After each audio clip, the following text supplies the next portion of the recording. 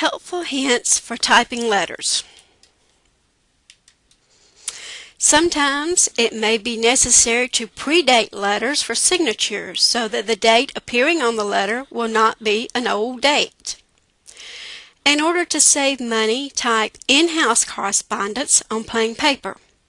Use your letterhead for outside correspondence. When mailing the same letter to different individuals, just file one copy of the correspondence with an attached list of those who received the correspondence. This will save filing space. Attach a list of names and addresses with the letter going to several people for proofing rather than running the same letter several times. Letters and envelopes should be printed and kept in the same order. Whenever possible, create standard forms on the computer. Use routing slips to send internal correspondence. Always indicate the person who should receive and maintain the material by listing that person's name last. If it is to be routed back to you, put your name last on the list. Type all envelopes first when sending correspondence to different people. This keeps you from forgetting someone. Be especially sure all names, proper or common, are spelled correctly. Use courtesy titles in inside addresses and on envelopes. Do not use courtesy titles in the signature line.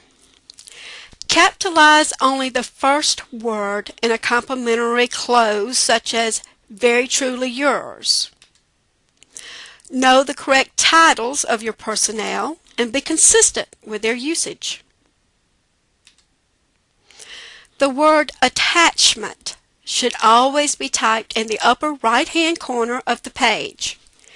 If you have a page that is printed in landscape and inserted in between pages printed in portrait, determine the correct placement of the page and type attachment in the upper right-hand corner for ease to the reader. Side headings are typed on the left corner. Always type reference initials. When materials are to be sent with a letter, indicate this by typing the word enclosure following the reference initials. Do not forget to enclose the materials. If several items are to be enclosed, it may be helpful to list them. An example of enclosures would be a map, a catalog, a news article. Use small letter C with no punctuation to indicate copy notation. Postscripts are optional. If used, postscript should be formatted according to letter style. Co-signatures may be placed side by side or stacked depending on the length of the letter. The highest ranking person is ultimately responsible for the letter and should be placed last. Line up Roman numerals on the right. Always format and complete all drafts before placing them on your letterhead. Always keep your most recent draft so you can route it along with the typed copy to the responsible person for writing the letter.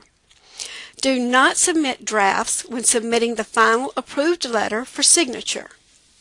Keep all accompanying documents in the correct order. An example would be attachments should be in order of Attachment A, Attachment B, Attachment C. Ensure that all pages and drafts are included in the correct order and are not upside down. Short letters may be double-spaced or smaller margins may be used. Use mail merge features when mailing to a large group. This saves time for you and your supervisor by not having to reproof everything.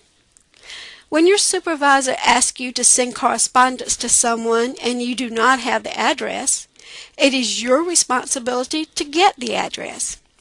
Either look it up or call someone that may know it, but do not tie up your supervisor's time by asking them to get it. This also applies to phone numbers. When filing correspondence, be sure the correspondence with the most recent date is in front. File the correspondence copy after the person has signed the letter. This way you know you have filed the perfected correspondence. When formatting correspondence for more than one person, the person with the highest rank and name will appear last, because ultimately the highest ranking person is responsible for the letter. Use spell check. I cannot stress this enough. Keep a reference manual at your workstation for quick references. The Gregg Reference Manual by Glencoe McGraw-Hill is highly recommended. Thank you for your participation in this workshop. I hope you found it useful. Please be sure to complete and turn in an academic enrichment summary. You can submit this to dwalker@wallace.edu.